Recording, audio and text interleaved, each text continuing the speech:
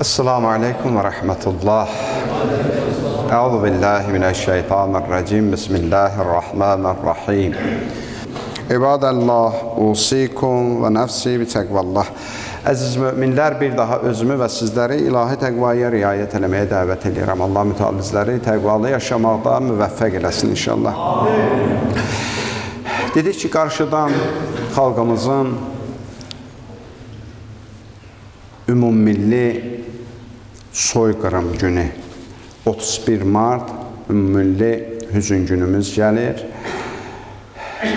1918-ci ildə mənfur düşmənlərimiz tarix boyu bu xalqın, bu millətin qanına susamış ermənilər o dövrün Rus imperiyası və ondan öncə əlbəttə Çar Rusiyasının devrilməsi ilə bolşeviklərin hakimiyyətə gəlmə hadisələri ərəfəsində o fürsəti tapdılar və bir daha da vaxtımız yetmir. Mən yadımda da əvvəlki cümlələrdə bunun barəsində ətraflı danışmışdı, o hadisələrin necə cəryan etməsində. Bir daha da vətənimizə hücum elədilər.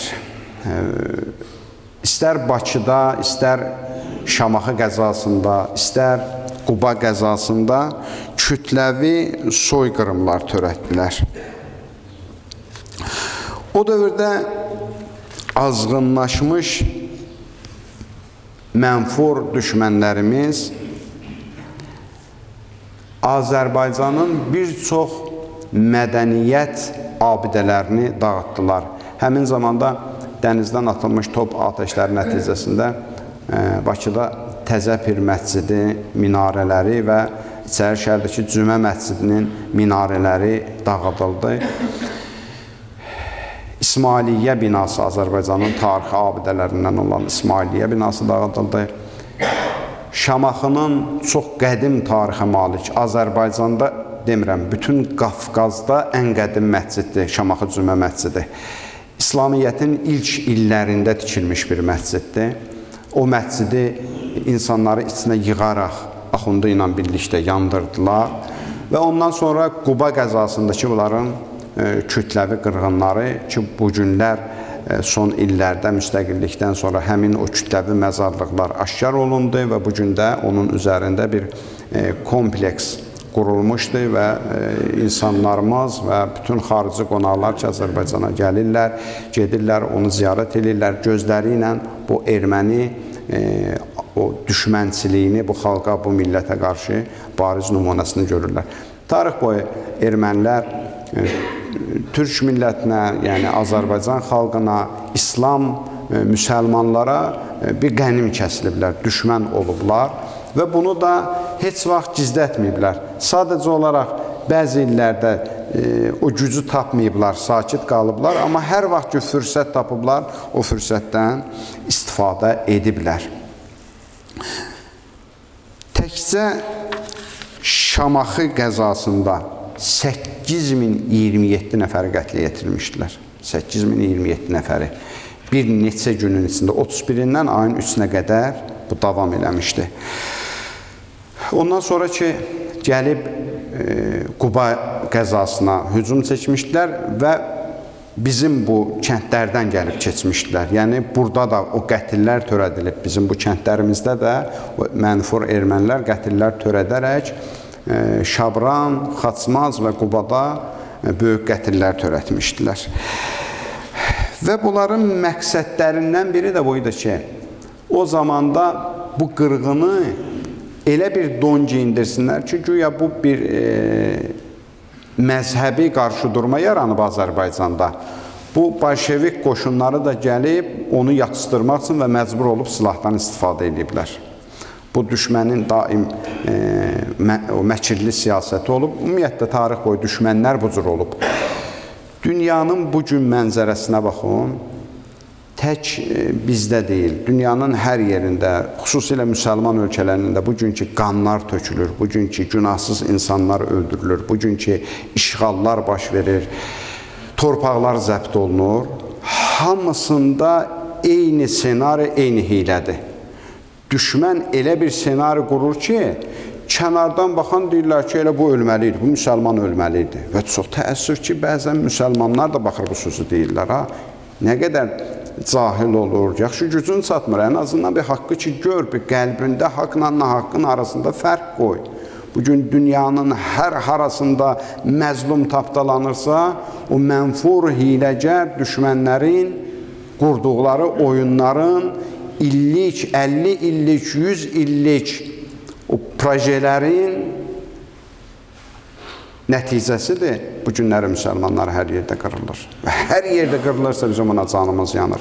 Bir xalq olaraq biz soyqırım görmüş, istər 31 Mart soyqırımı görmüş, istər Xocalı soyqırımı görmüş bir xalq olaraq biz hər yerdə əgər görürsə ki, bu günləri soyqırım baş verir, ona canımız yanmalıdır.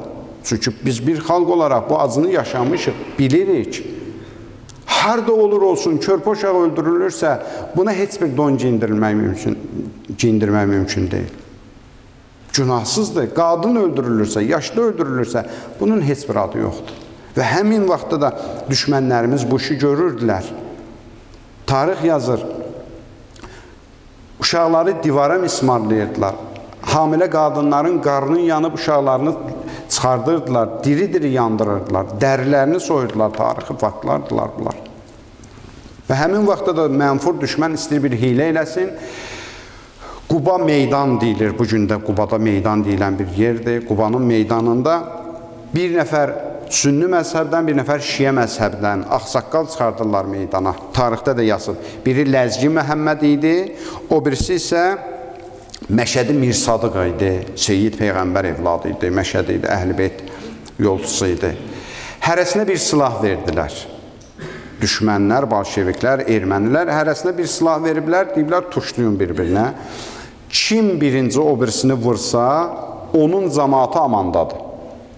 Belə deyim də, bu cür, mən xoşum gəlmir, o məzhəbi sözləri çox qabarıq bildirməkdən, amma da qoy bu cür deyək.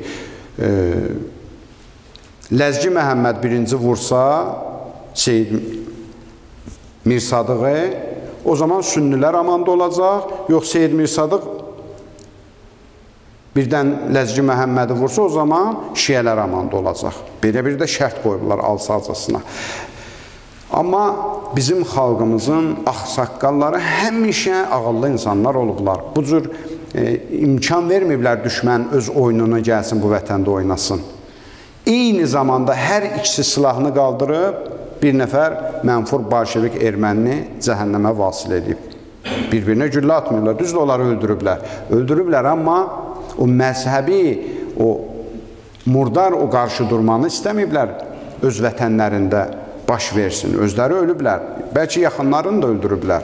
Çoxlu da insanlar orada şəhid olub. Amma tarix bunu yaşadıb, tarix qoymayıb itib batsın. Ona görə də bugün dünyanın hər yerindən istəyirlər bu xalqın içində məzhəbi qarşı durmaları da yaratmağa cəhd göstərənlər var. İstər Qərb, istər Avropa, istər çox təəssüf ki, bəzi müsəlman ölkələri ki, onların alətinə çevriliblər. Ona görə biz müsəlman olaraq ayıq-sayıq olmalıyıq, xalqımızın dəyərlərini qorumalıyıq. Bu xalqın bütün məzhəb nümayəndələri, hətta bir məzhəb fərqliliyimizdə kənara qoysaq, hətta dini baxışları, dinləri fərqli olan insanlar belə nədir? Azərbaycanlıdır, bir millətdir, bir xalqdır, bir-birini sevməlidir. Hətta bir nəfər Azərbaycanlımız ola bilər ki, heç bir dini qəbul eləmir, ümumiyyətlə dinləri qəbul eləmir. Bu da mümkündür. O da nədir? O da Azərbaycanlıdır. Yəni, bir xalqın, bir millətin evladlarıyıq. Ona görə bu xalqı, bu milləti, bu vətəni qorumaq hər birimizin borcudur ki, Allahdan bütün şəhidlərimizə rəhmət diləyirik. Allahdan bir daha təmənna edirik ki, xalqımıza, millətimizə acı günlər, yaralı günlər göstərməsin inşallah.